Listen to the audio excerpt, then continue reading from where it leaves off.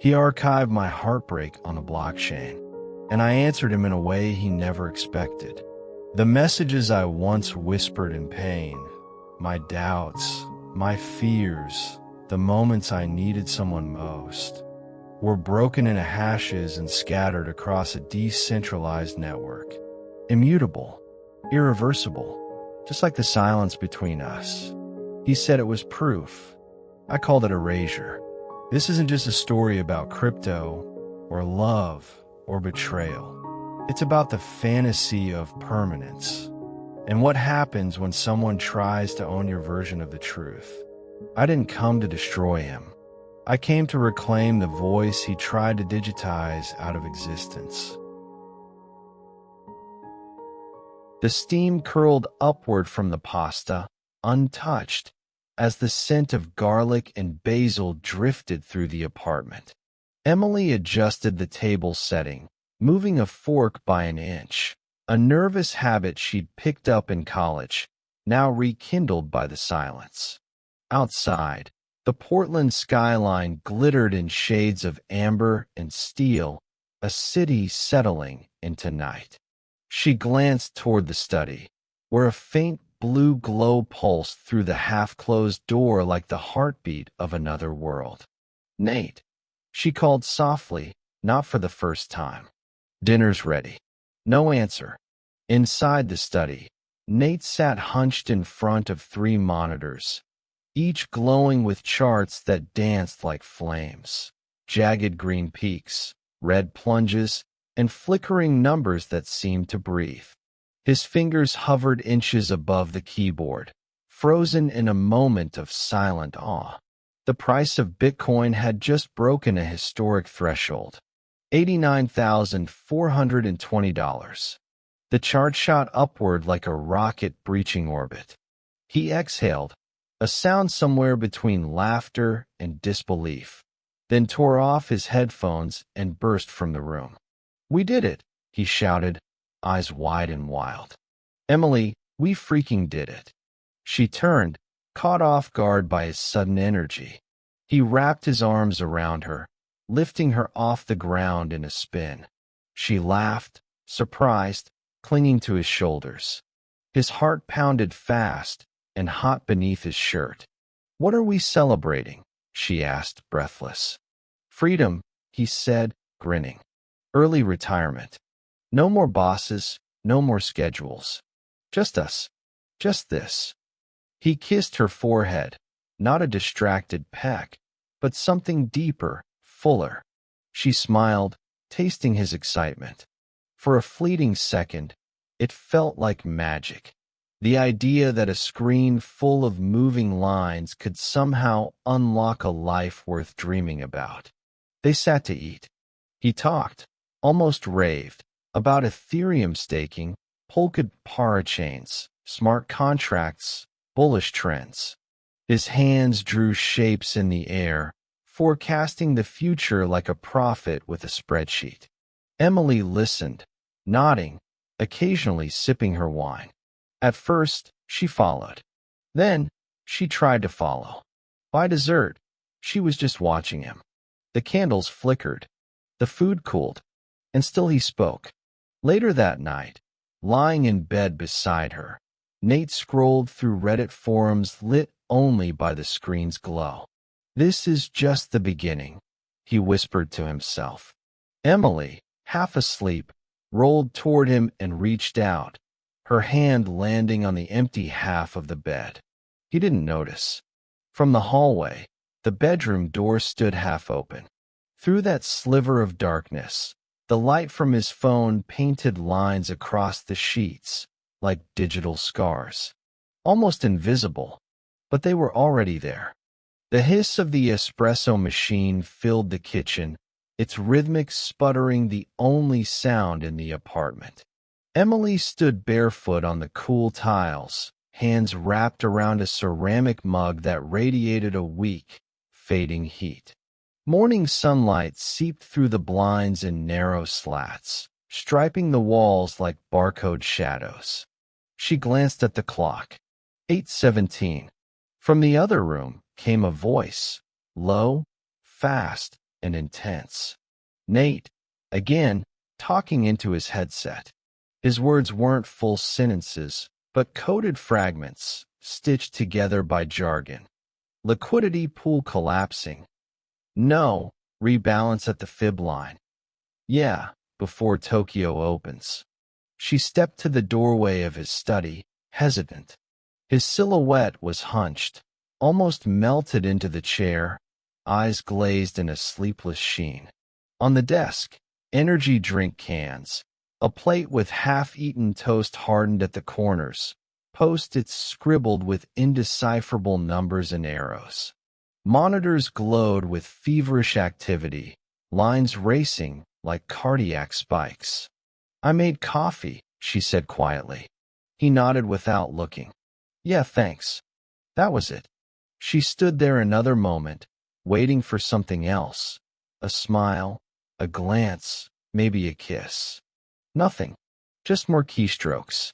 Later, at work, Emily stared blankly at her screen. Emails blurred into one another. Her coworker, Tasha, leaned in and whispered something about lunch plans, but Emily barely registered it. Her mind was still at home, still trying to decode the distance growing between them like a glitch in the code. The more she tried to engage, the more Nate disappeared, not physically, but spiritually, emotionally, neuron by neuron. He wasn't just working late. He was becoming part of the system itself. That night, she came home to the faint hum of servers and LED lights. Nate was streaming. His face, lit in blues and greens, was expressionless. The screen lit up with a message. "Hold through the dip or sell now. Panic in the streets, man." He muttered something back to the chat, not noticing her arrival. Dinner sat untouched in the microwave. She sat across from him at the table, phone in hand. Search bar open. "When your partner is addicted to trading." She deleted it, rewrote it, deleted it again. Eventually, she typed, "Crypto Widow Support Group." Her thumb hovered, then tapped. In bed, she lay awake, back to his. The screen still flickered behind her. He hadn't joined her in days. Conversations became updates. Touch became memory. The idea of us had been forked, and she wasn't sure which version of reality she was supposed to trust anymore. Outside, wind rattled the glass. But inside, the only thing moving was the market. The candles were her idea, a small gesture meant to soften the static. She'd cooked risotto, poured wine, even changed into the green dress he once said reminded him of wildflowers in Oregon.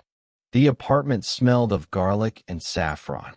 The playlist was low and warm, the kind they used to play on road trips. All it needed was him. But Nate was 2 hours late. When the door finally opened, he didn't step inside so much as fall in. His hoodie clung to him like a second skin. Eyes hollow. He tossed his backpack toward the wall, missed. "Sorry," he mumbled. Total chaos. Binance froze withdrawals again. She stayed still at the table. I waited. He finally looked at her, or rather, past her. "The risotto's gonna dry out," he said absently, as if narrating a fact from a trading forum. They sat down. He didn't touch the food. Only his phone, which buzzed every 30 seconds with new alerts. His thumb moved in restless loops. The glow from the screen painted his face pale. "You're not here," she said, her voice low, measured. "Even when you're home, you're elsewhere." He flinched, barely. "Emily, I'm doing this for us. You know that. One big score, and we're out. No more 9 to 5. No more scrabbling for PTO. Isn't that what you wanted?" "What I wanted was you," she said, and the fork in her hand tapped the plate, involuntarily. "I wanted freedom, yes, but not at the cost of being alone in our marriage." His jaw tightened. "I'm building something real. Something lasting. You just don't see it yet." She stood up, suddenly cold. Neither do you. That night, the silence between them settled like dust.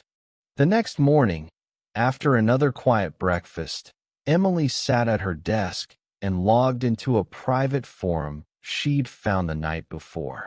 It was called Echoes of the Chain, a community for partners of crypto addicts. The welcome message read, "You're not crazy. You're just unheard." She scrolled through threads, stories of disappearing spouses, secret loans, lost homes. Some wrote with rage, others with grief. She read for hours before posting. "My husband's still here, but only technically. I think he loves Bitcoin more than me." Replies came fast. One of them stood out. "You're not alone. DM me if you need to talk. Alex_509. The message was simple, non-invasive, but something about it, the restraint, the lack of judgment, made her pause. And then, without really knowing why, she clicked reply. It started as a trickle, short exchanges between strangers on a screen. Nothing dramatic. Just late-night messages after Nate had drifted into another digital trance, lit by the tremble of green and red candlesticks. Alex wasn't pushy. He didn't pry. He asked simple questions like, "How are you holding up? And do you get time for yourself?" That alone set him apart from most people Emily had confided in. He didn't offer advice. He offered space. Their conversations moved from the forum to encrypted chat. He lived a few hours north, worked in user experience design. His wife had left him 2 years ago, after he burned through their savings on NFTs and a surefire DAO that imploded in a rug pull. There was no bitterness in how he described it, just clarity. "Obsession doesn't feel like obsession when everyone around you calls it vision," he wrote once. She reread that line for days. Meanwhile, Nate became more volatile. He'd slammed a door so hard last Thursday that a picture frame shattered. Not in anger at her, at the market. He no longer said goodnight. Only backtest looks promising, or just another few hours. He slept with his headphones in. Sometimes, mid-dream, he'd shout out phrases like, "Reverse the trend," or "Gas fees are killing us." One night, Emily came home to find all the lights off. Only the dim blue haze of his monitors filled the apartment. She stood in the hallway, watching his silhouette twitch and nod through a headset as he streamed live. The screen lit up with a message. "Bro, your wife's still around, or is it just you and the charts now?" Nate laughed. She turned and left without saying a word. It wasn't dramatic. No slammed door. No luggage. She just drove. Ended up 2 cities over. Found a small hotel off the interstate and texted Alex. "I don't know where I'm going, but I had to get out." He replied instantly. "You did the right thing. There's a cafe by the lake here. Nothing fancy. Come if you feel safe." She drove another 40 minutes, GPS guiding her through unfamiliar streets until she saw it. A wooden cafe tucked beside a glassy lake, lanterns swaying above its patio. Alex was already there, plaid shirt, hands curled around a mug. He stood when he saw her, not waving, just meeting her eyes like he already knew she'd come. They didn't talk about Nate. They didn't talk about crypto. They talked about silence and loneliness and the strange ache of being invisible inside your own home.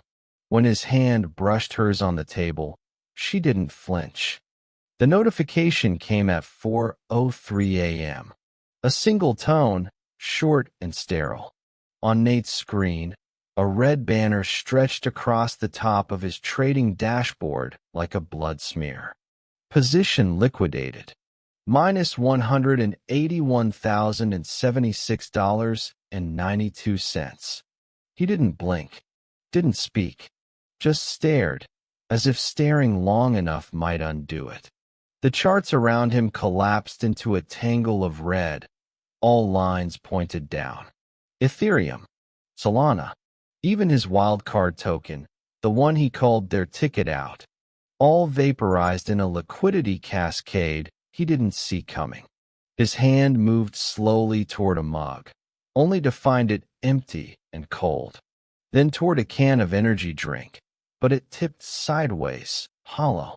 He sat there, motionless, surrounded by the still hum of hardware and the ghost light of loss.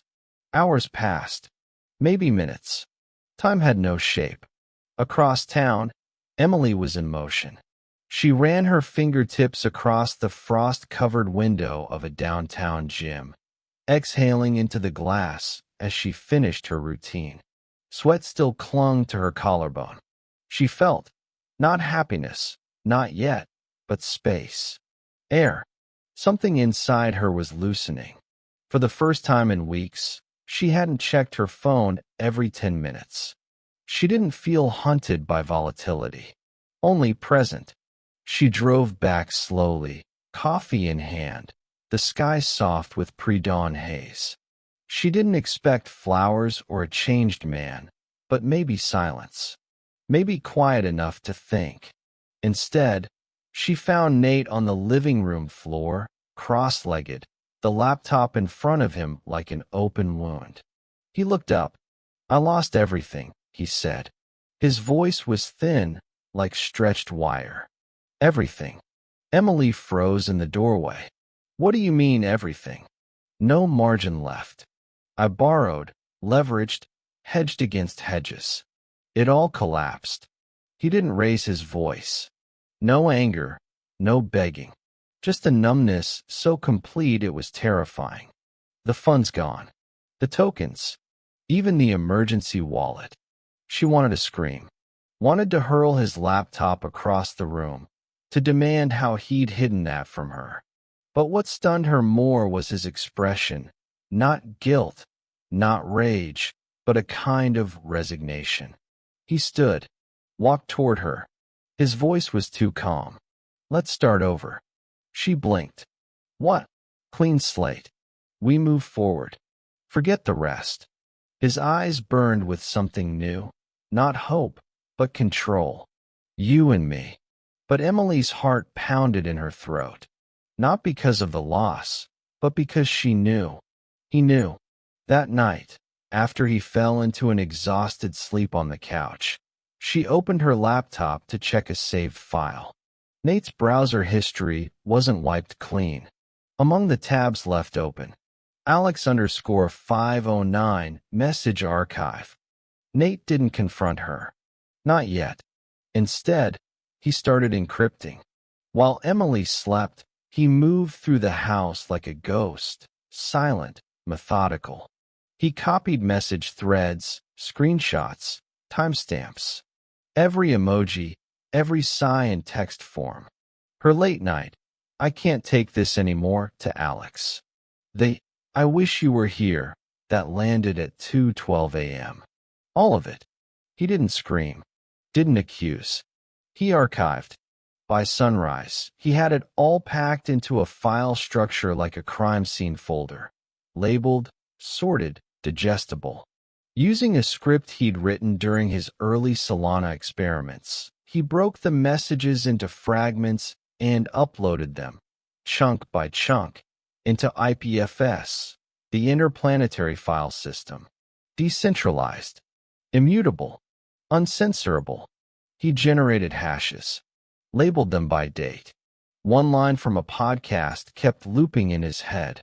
In blockchain, nothing is truly deleted. Not even memory. He wasn't just storing evidence. He was memorializing betrayal. Meanwhile, Emily went about her day with a strange lightness. She watered her plants, answered emails, even called her sister for the first time in weeks. She didn't mention the night before. Nate's eerie calm had disturbed her, but she'd chalked it up to shock. Maybe this was his way of bottoming out. Maybe now he would let go. That afternoon, she met Alex again. A spontaneous plan. They drove out of the city, just an hour north, to a lakeside Airbnb he'd booked on a whim. Cedar walls, no Wi-Fi, and a view of still water that made her chest ache. The air smelled like pine and quiet things.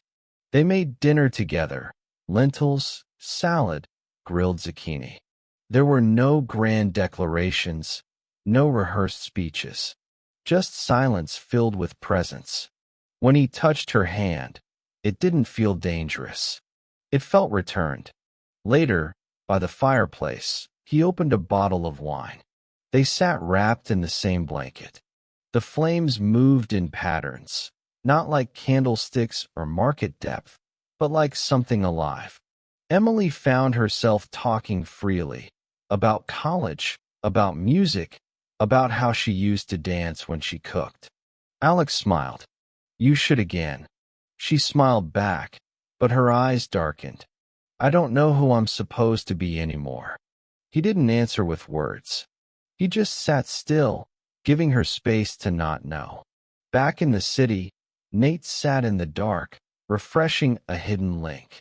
One of the IPFS hashes now opened to a fragment of their chat. "I don't want to go home tonight." Below it, he added a note. Archived. Forever. Not to blackmail. Not to expose. Just to ensure no version of the truth would ever be forgotten. Alex was quiet that morning. They sat on the cabin porch with steaming mugs in hand, watching fog lift slowly off the lake's surface like breath from a sleeping giant. Ducks drifted along the far bank, indifferent to the humans watching them try to remember how to exist without performance. Emily felt strange. Not guilty, not exactly. More like suspended between selves. Her phone buzzed in her lap, but she ignored it. "You ever miss it?" she asked, not turning toward him. Alex took a sip, then answered. "Trading? Sometimes. Not the adrenaline. Just the illusion of control." She laughed once, dry, small. "He talks about it like salvation. As if freedom's just one good trade away." Alex nodded. "That's the bait. Freedom sold as finality. But markets don't end.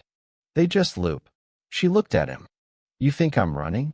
I think you're tired of being invisible." That stayed with her.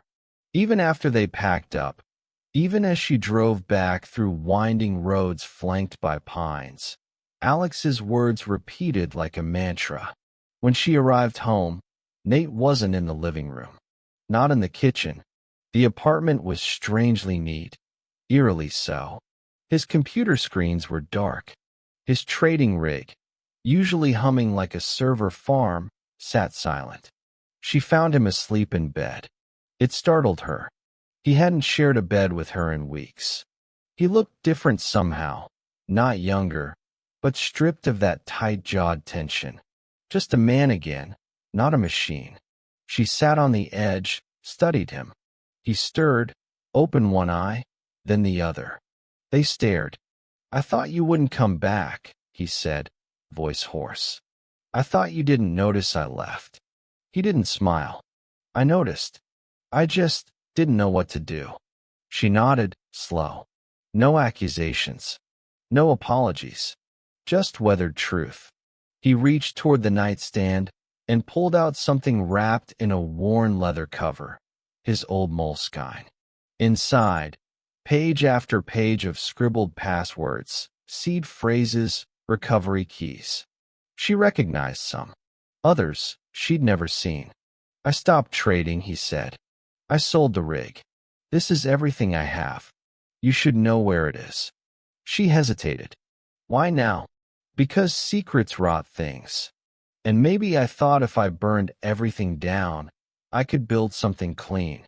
It was the closest thing to vulnerability he'd shown in months. She took the notebook, not as trust restored, but as evidence of something cracked open.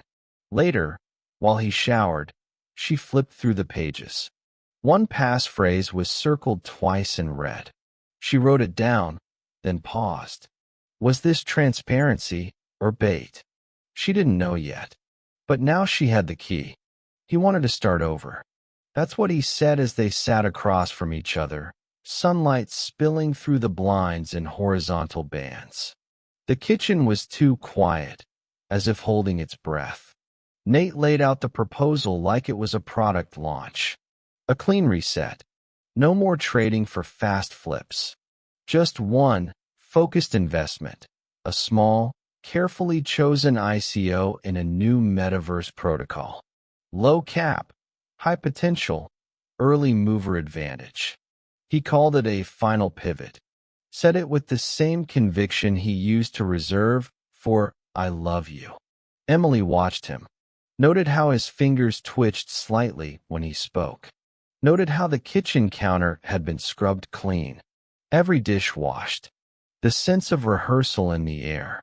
He offered joint access, transparency, multi-sig wallets. No more secrets, he said. You and me as equals. She agreed, slowly, cautiously. On her terms. No chat apps. No discords. A hard limit on screen time. Real time together, each week. He nodded. Promised. They both signed a personal contract. Not legal, but symbolic. A promise written in ink instead of code. It felt almost ceremonial. She wanted to believe, or at least to act as if she did. But trust, once fractured, echoes in strange places. The following week, while Nate tried on his new identity, tidy clothes, phone in drawer, evening walks, something felt off. He asked too few questions, laughed at the wrong moments. His apologies were well-formed, too polished. It felt curated. Then came the man by the car. Emily saw him from the window, parked half a block down, leaning against a black Honda Civic. Older, thick neck, cheap leather jacket.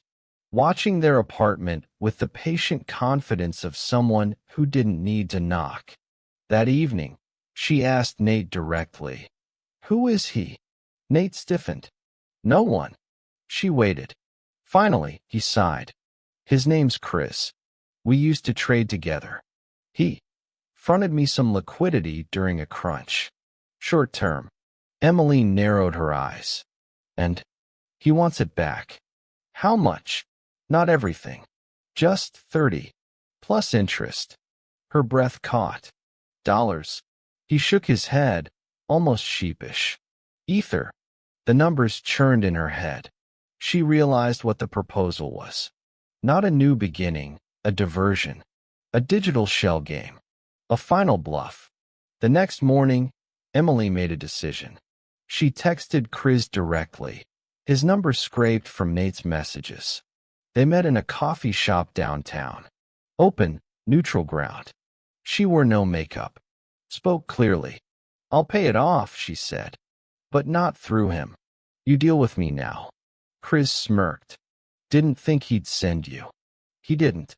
I came to stop this from infecting me." Chris leaned back. "You sure you're not already in too deep?" Emily looked him in the eye. "That's what I'm here to find out." The cafe was too bright. Not just the overhead bulbs, but the polished chrome surfaces, the glass pastry cases, the unnatural cheeriness of pop music bleeding from invisible speakers. Emily felt exposed. She stirred her coffee 3 times before taking a sip. Across from her, Chris leaned back like a man who didn't need to bluff. His smile had the oily patience of someone who'd been around too many collapsing deals. His fingers drummed on the table. "So," he said, "you're the fixer now." "I'm not fixing him," Emily replied. "I'm cutting the wire before it catches fire." Chris raised an eyebrow. "You really think you can untangle what he built?" "I'm not trying to," she said. "I just want it to end." He slid his phone across the table. One tap, a gallery of screenshots. Telegram messages. Transactions. Logs from a cold wallet. Not the one Nate showed her. This one had consistent movement. Recent. She scrolled. Each screen felt like a breath drawn too fast. One message stopped her cold. "Transferring the remaining stack to deep storage tonight." She won't notice. Her head's elsewhere. There was no ambiguity. No misread context. Nate hadn't changed. He'd just rebranded. Chris watched her without speaking. Finally, you didn't know. Emily didn't answer. She just handed the phone back and stood. When she got home, Nate was making tea. It would have been comical if it weren't so grotesque. A pot of chamomile steeping in their smallest kitchen mug, the one with the faded birds on it. He smiled when he saw her. Hey, how'd it go? She dropped her bag on the floor. Her voice came out flat. You made a backup wallet. His smile froze. What? You moved funds while pretending to rebuild trust. He didn't deny it. He didn't rage. He just tilted his head slightly, as if trying to read her face through another lens. Then, you were talking to him? She took a step forward. I've been talking to someone for weeks, Nate. That's the part you already know, right? The part you logged, cataloged, hashed. His eyes widened. Just a flicker. Then he nodded, almost reverently. I saved everything, he said, so it couldn't be rewritten. She stared at him. You turned my pain into a ledger. I turned it into truth. No, she said quietly. You turned it into evidence. That night, she couldn't sleep. Not from fear. From fury. Not at his betrayal, but his obsession with being right, even now. By morning, she opened her laptop, launched a burner browser, typed in the IPFS hash Chris had given her. The screen loaded with a message. I don't want to go home tonight. Timestamped. Immutable. Context ripped clean. She closed the tab, trembling. This wasn't just heartbreak. It was a hostile fork of her life. One where she no longer controlled the narrative. The hashes were everywhere.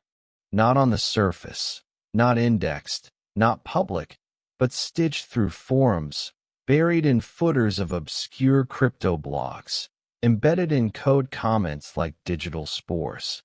Emily had thought it would take days to trace them. It took 2 hours. Each IPFS link led to a fragment, a line of chat, a timestamp, a location tag. Some were harmless, others intimate, misleading, cruel in how they floated without context. I need more from you. He listens to me. Maybe I already left. Out of context, they read like confessions, like betrayal, like proof. Alex helped her track the structure. She forwarded him a sample string late that night, and within minutes he replied. It's a hash tree, probably custom. He wanted redundancy. Even if one link breaks, the rest live on. Nate hadn't just stored the messages. He'd created a living archive, a chain of her voice, preserved and weaponized.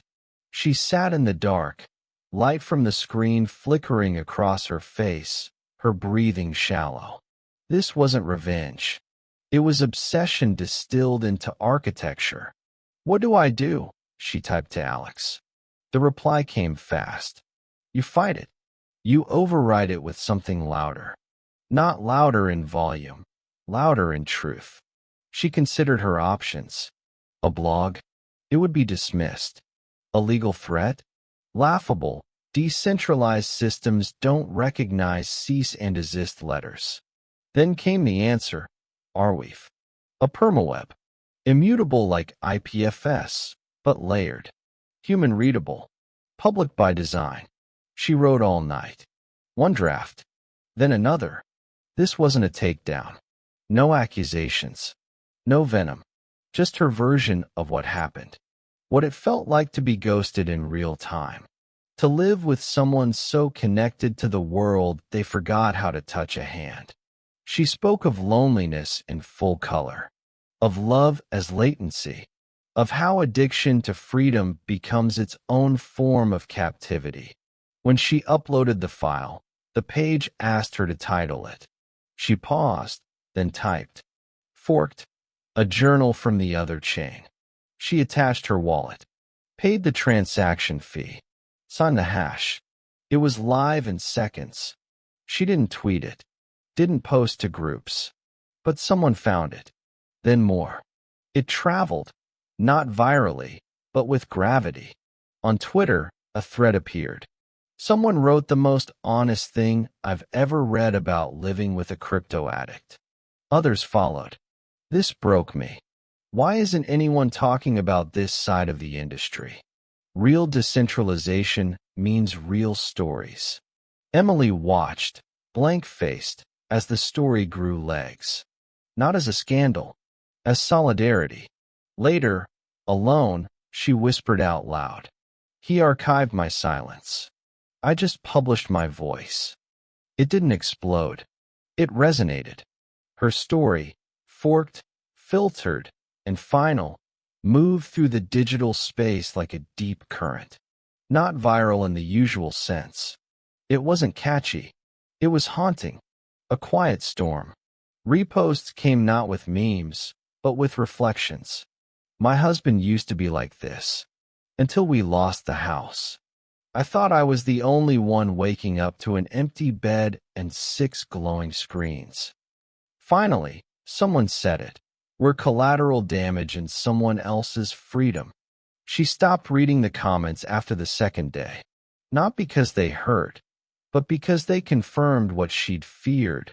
She wasn't alone. Which meant this wasn't just about Nate anymore.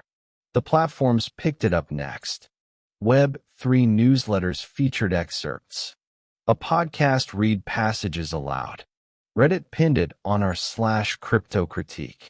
What began as her act of reclamation became an accidental movement. One YouTube creator called it the first honest thing to come out of blockchain culture since Satoshi went silent. Nate saw it all. He didn't comment. He didn't respond. He simply watched as the world reframed him, not as a visionary, but as a case study. A ghost in someone else's parable. The chat groups turned cold. His invite to a trading DAO got quietly revoked. A streamer he used to mod for removed his handle from the credits. Reputation, like a portfolio, could vanish faster than it was built. He tried to push back, at first. He uploaded his own story, a long, technical post filled with transaction records, timelines, screenshots. But it came off bitter, deflective, inauthentic. People didn't engage. They didn't argue. They just moved on. Nate sat in his dark apartment, blinds drawn, monitors off.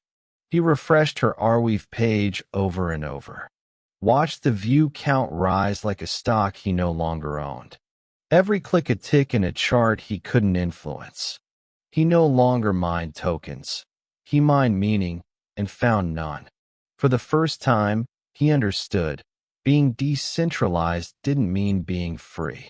It meant being unanchored. And he was drifting. He opened a text box, typed and deleted a dozen messages. Finally, he sent one. It landed in her inbox under a dummy handle. No name. No photo. Thank you for being braver than me. And for not lying about what you felt. She stared at it for a long time. She didn't reply, but she knew it was him. Outside her apartment, spring had finally cracked open the trees. People walked by in sunlit coats, the air warmer, more forgiving. She turned off the notifications. Not to silence the world, but to re-enter it. The message from the Web3 Summit came in early, short, formal, almost clinical in tone. We'd be honored to have you speak as a representative voice on emotional infrastructure in decentralized culture. Emily stared at it in disbelief. It was the kind of invitation Nate would have sold his entire altcoin portfolio for. But it wasn't for him. It was for her. For the woman who'd written a love letter to grief and published it forever. She didn't respond right away. The idea of stepping on stage, being watched, being quoted, made her nauseous. She wasn't a figurehead. She was someone who'd fallen apart and happened to narrate it well. She forwarded the invite to Alex with a simple message. Should I? He replied, Only if it heals you more than it hurts you. While she hesitated, the world moved. A woman she didn't know, somewhere in Berlin, turned her Arweave post into a voiceover video, layering it with slow-motion clips of empty chairs, glowing screens, and spilled coffee. It hit 1 million views in 2 days. She found it by accident, scrolling mindlessly through a tagged post. In the comments, "This is my sister's story. It's not about crypto. It's about disconnection. We needed this." Meanwhile, Nate was unraveling in silence. He tried to build again, something quiet, a sidechain protocol that emphasized privacy. But no one trusted his name anymore. He posted in a GitHub thread under a pseudonym, and someone still called him out. "Isn't this the guy who archived his wife's messages on IPFS like a psycho?" The reputation he'd spent years building had been slashed at the root. Out of desperation or denial, he made a move. He accessed one of his older wallets, a hot one he hadn't touched since before the crash. Inside, he found $14,000 worth of wrapped tokens, dust compared to what he'd lost. But it was something. He transferred it in pieces to a new address. Fast, anxious, scrambling like a man trying to tape together a lifeboat after the ship's already sunk. The last transfer failed. The error read, "Contract address flagged, suspicious behavior." He stared at it like a traitor. Later that night, Emily received a transaction alert on a wallet she'd all but forgotten. A few $100s in a token she never traded. No message, no metadata, just the transaction. She knew it was him. Another digital gesture. Another attempt to rewrite the ledger through silent acts. She didn't reject it, didn't touch it, just let it sit there, a ghost of what could have been repaired too late. In the end, she accepted the speaking invitation, not to expose him, but to share herself, her failure, her rebuilding, her truth. She clicked yes and closed the tab. The conference hall smelled faintly of polished glass, warm LEDs, and expensive uncertainty. Everything gleamed. Screens the size of buildings flashed rotating logos of Layer 2 sponsors. Coffee came in branded compostable cups. People walked fast, talked faster, eyes scanning for opportunity in every handshake. Emily stood backstage, hands wrapped around her notes though she didn't plan to read them. She wore no microphone yet, but she could already feel the weight of amplification. This was Nate's world, or had been. She was stepping into it, but not on his terms. The host, a woman in sharp silver sneakers, touched her shoulder. "Ready?" Emily nodded. When she walked out onto the stage, the light blinded her for a moment. The crowd beyond was a blur of motion, some leaning forward, some already recording, some distracted. She didn't try to command them. She just began. "At first, I thought I lost my husband to a chart," she said. "But I didn't. I lost him to the idea that certainty could be bought." Silence fell. She spoke plainly, not like a critic, but like a survivor. She told them about dinners missed, about silence blooming like mold in shared rooms, about how people don't vanish all at once, but line by line. She said, "Crypto promises freedom, but it never told us from what. And freedom without connection isn't liberation. It's exile." There were no slides, no product, no roadmap, just her voice. A few minutes in, the room changed. Heads lifted. Fingers paused over keyboards. Some people stopped recording and simply listened. She described the night she found her own life hashed and uploaded without her consent. Not in anger, in awe of how deeply someone could need to control their version of the story. And then she told them what she did next. "I didn't delete it. I didn't fight it. I just wrote something truer. And I made it just as permanent. By the end, people stood. Not everyone, but enough. It wasn't spectacle.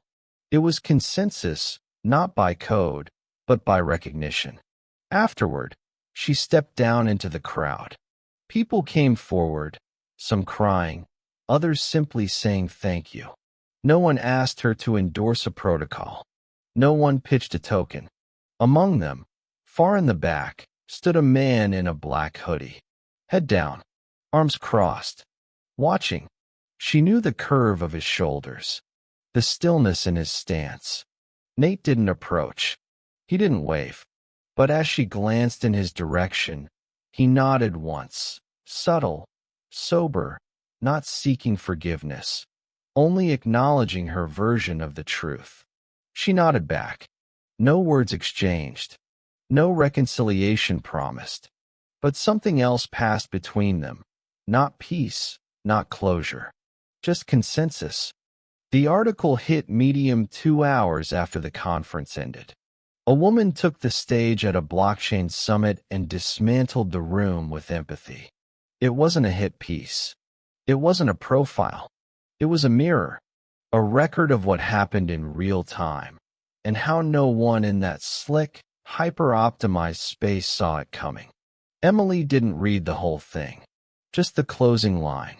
She didn't ask to be heard. She just refused to be forgotten.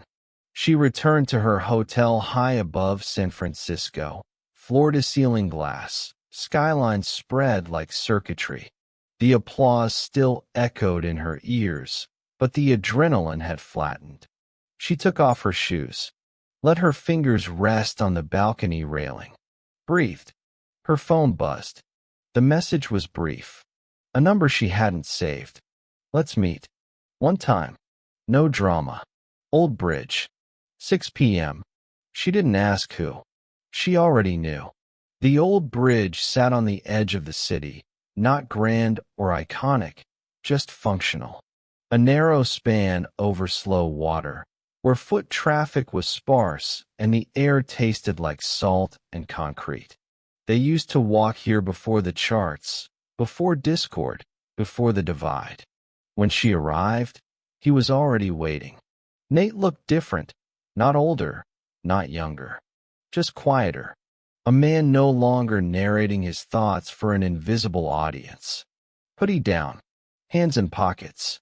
He didn't move when he saw her. Thanks for coming, he said. She stayed on her side of the bridge, watching the river slide beneath them. You said no drama. He nodded. And I meant it. Silence. Then, I watched your talk. She raised an eyebrow. And I wasn't angry. I thought I would be. But it was honest. And fair. She let that sit between them. He pulled a small notebook from his coat.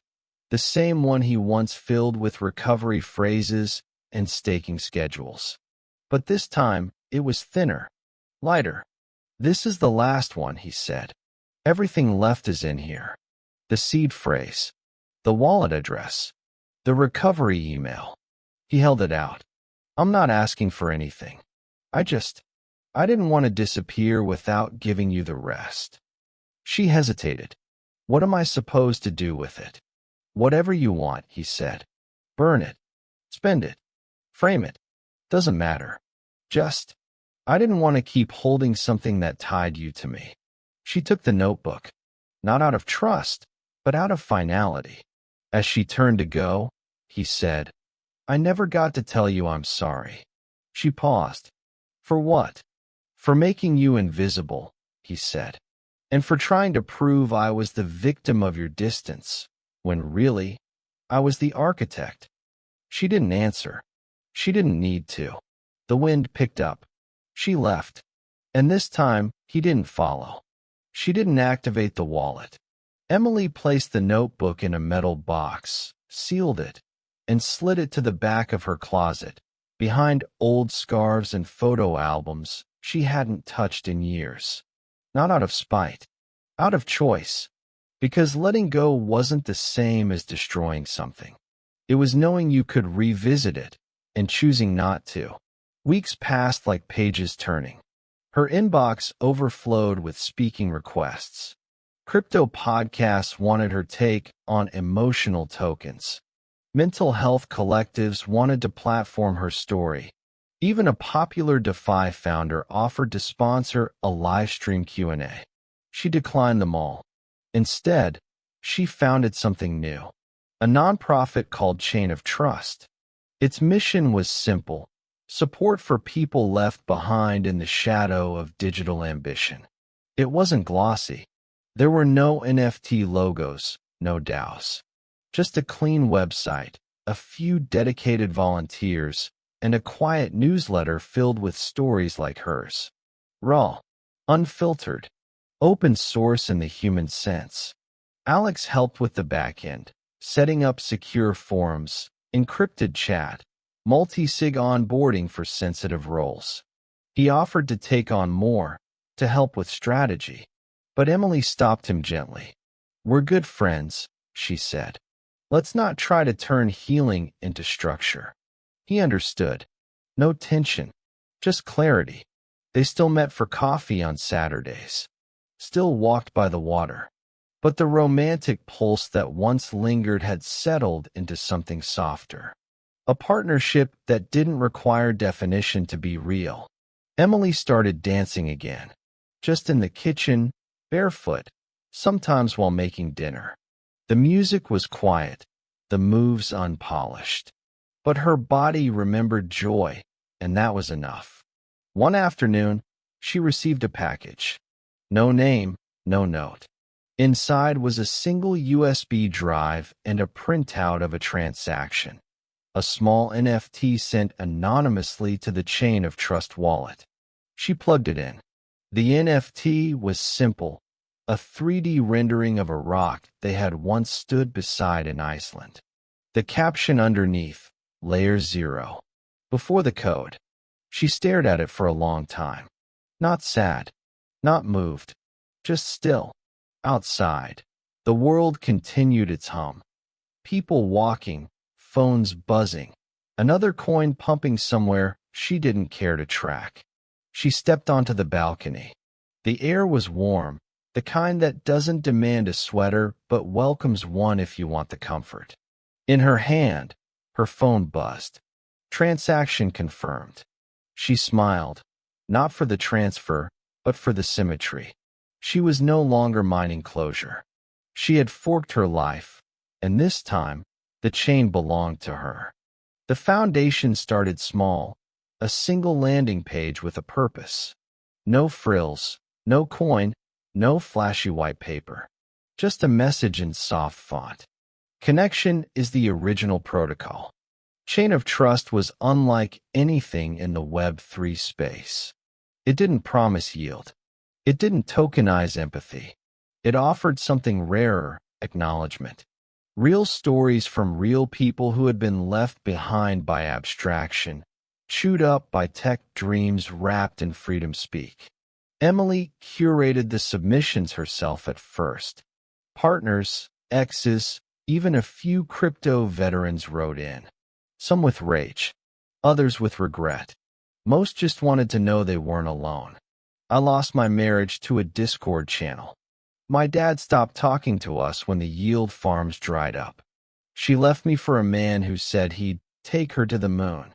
Each story came with its own rhythm. Heartbreak written in block letters. No judgment. No analysis. Just release. Alex built a feature to let people publish anonymously on-chain. Not for permanence, but for sovereignty. If they chose to erase it later, they could. No hashes. No immortal receipts. Choice as the foundation layer. Donations trickled in. Not big ones. Random tokens. Old coins from forgotten forks. An occasional rare collectible. Emily had the smart contract set to auto-convert anything above a small threshold into fiat, enough to pay moderators, cover server time, and support in-person meetups. Yes, there were meetups. Small, quiet gatherings in borrowed office spaces and community halls. No laptops allowed. No charts. Just chairs in a circle and a single shared rule.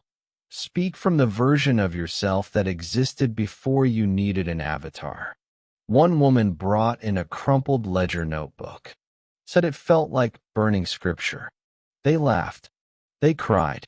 They clapped without clapping. Just hands raised, palms open. It worked. Not because it scaled, but because it couldn't. One evening, after a particularly emotional group session, Emily lingered.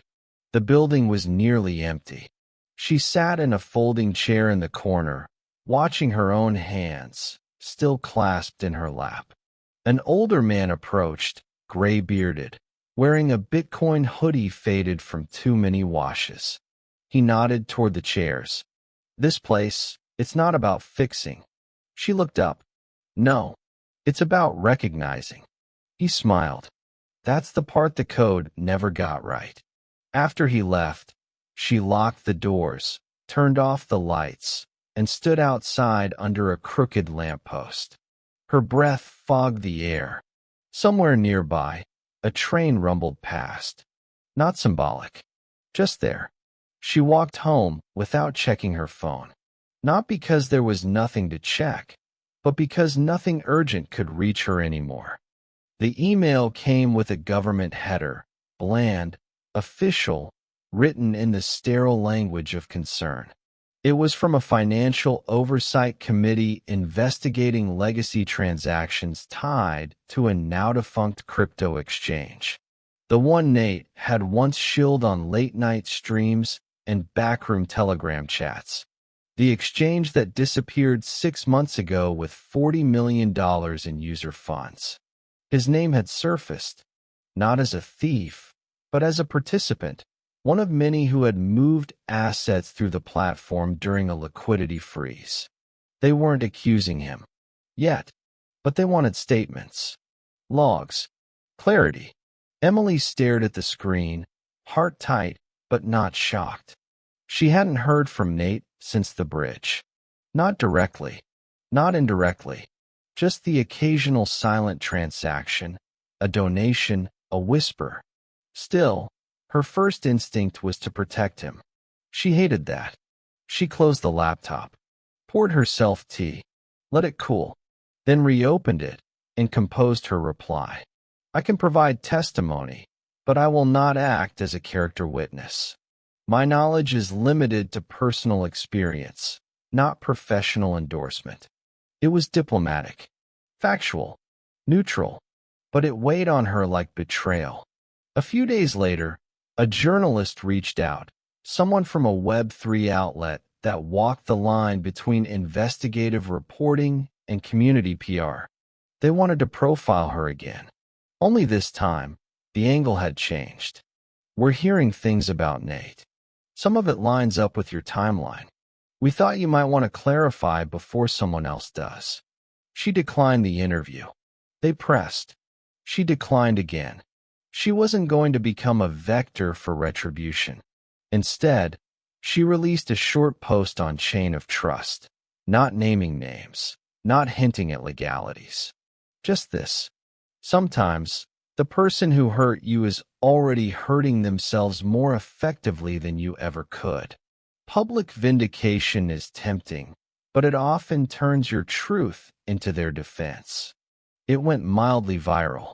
Some called it gracious, others weak, but most understood. A few days later, a package arrived. Plain cardboard. Inside, a used Ledger hardware wallet, reset to factory settings, and a handwritten note. You were always better at surviving the fall. I just fell faster. No signature. She stared at it, the same way a former addict might look at a bottle. Not with desire. With memory. She didn't plug it in. Didn't throw it away. Instead, she placed it in the same metal box where the notebook lived. Not because she was saving it. Because she was letting it settle. That night, her phone buzzed with a message from a moderator. One of our members just said your last post kept them from texting their ex at 2 a.m. You're doing more than you know. Emily smiled. For once, the ledger wasn't about numbers. He had vanished from headlines, from chats, from discords. Even the most dedicated chain sleuths couldn't find his new handles.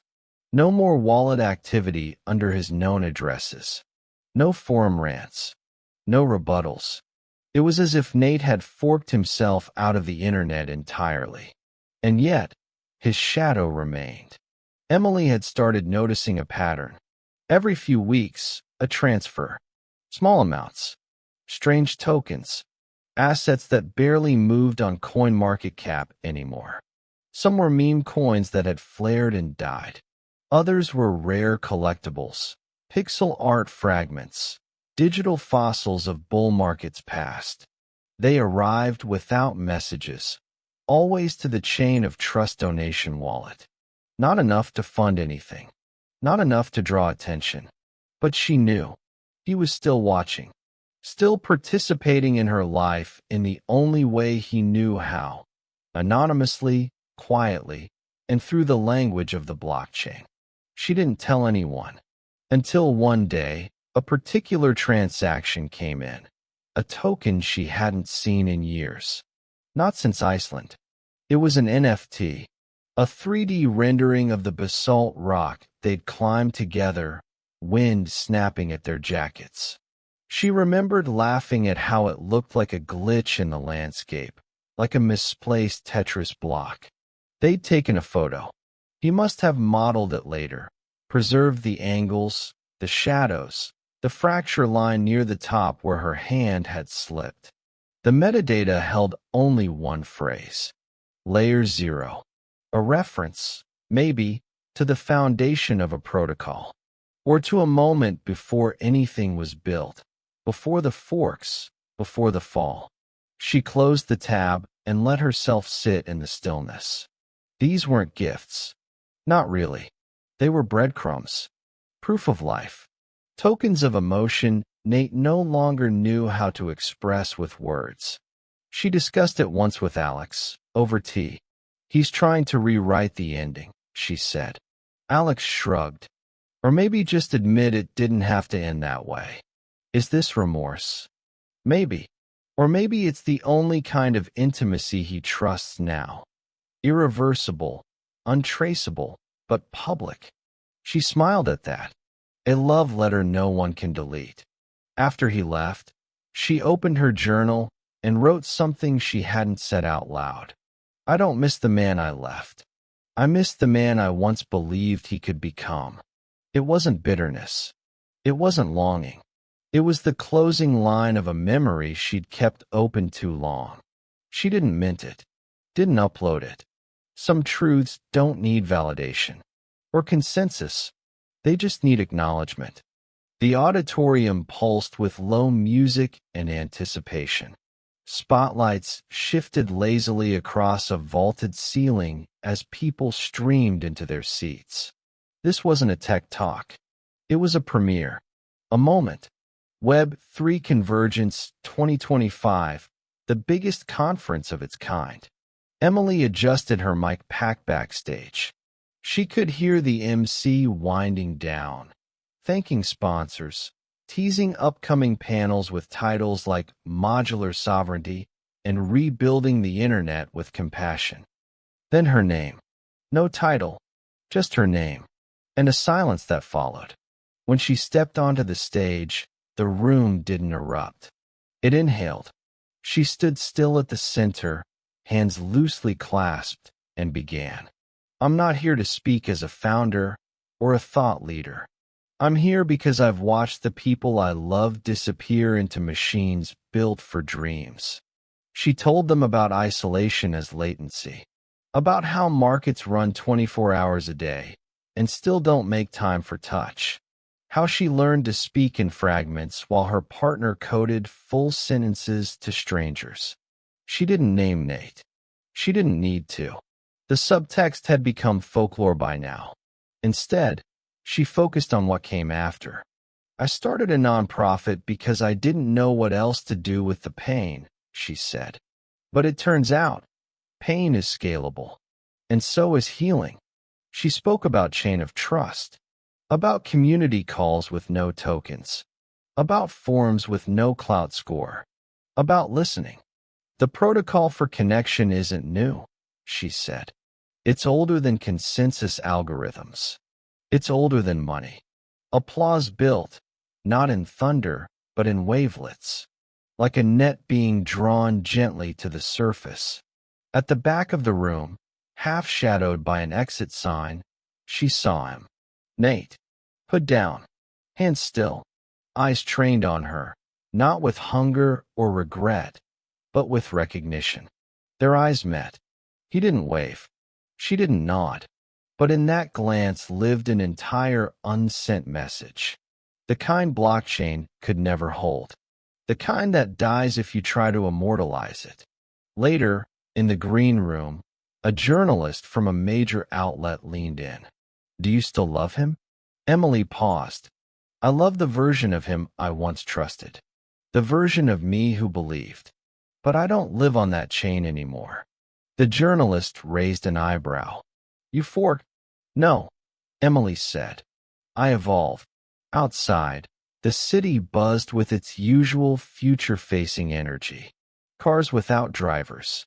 Ads with facial recognition. Wallets with retinal login. Emily stepped into the light of it, unafraid. No seed phrase. No passcode. Just presence. The house in Austin wasn't big. White walls. Sloped roof. A courtyard with a fig tree that shed like it was paid to. No smart devices. No ambient glow. Just a quiet kind of space. The kind that doesn't ask anything from you except presence. Emily moved in on a Tuesday. Alone. She hung a print in the hallway. A minimalist sketch of a hand halfway between opening and letting go. There were no photos. No candles with layered scents. She wanted clean air.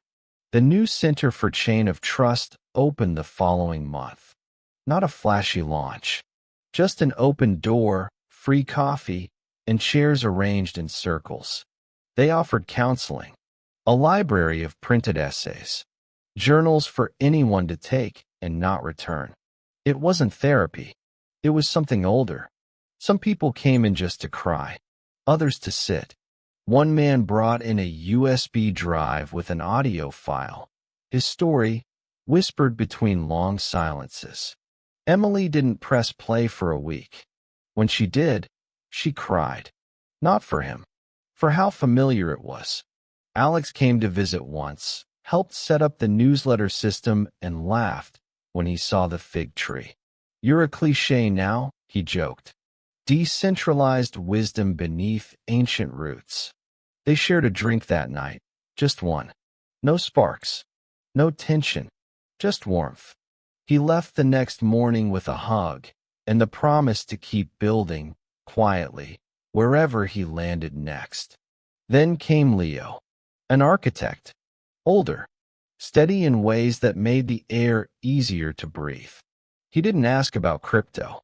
He didn't check his phone when she spoke. When she told him about her past, he listened without trying to fix her. They cooked together, watched old films. He read aloud while she sketched plans for the next meetup. When he laughed, it was with his whole chest. They didn't rush. They didn't upload anything. They lived. One night, on the rooftop, wrapped in a shared blanket and the hum of city cicadas, she watched a notification slide across her phone. New block confirmed. She smiled. Not because she needed to know that, but because she didn't anymore. Leo turned to her, eyes half closed. Everything okay? Yeah, she said, resting her head on his shoulder. Just thinking about time. He waited. She continued. Some transactions you can't reverse, but you can choose to stop measuring them. A train passed in the distance. Somewhere, another chain was forming, another token launched, another person falling into the same hole she once lived inside. But that wasn't her anymore. She wasn't building escape routes now. She was building homes. Some losses never fully vanish. They simply stop echoing. What began as a pursuit of freedom became a quiet education in presence, in impermanence, in choosing truth over control. She didn't win by escaping the chain. She won by stepping outside the loop, refusing to be someone else's smart contract, refusing to let pain be indexed, tokenized, or stored as proof. There are no perfect endings, just quieter beginnings. Now, she builds differently, not for scale but for warmth, not to immortalize anything, but to witness it. The market moves, tokens rise, memories fade, but some things stay off-chain for a reason. Not everything that matters has to be minted.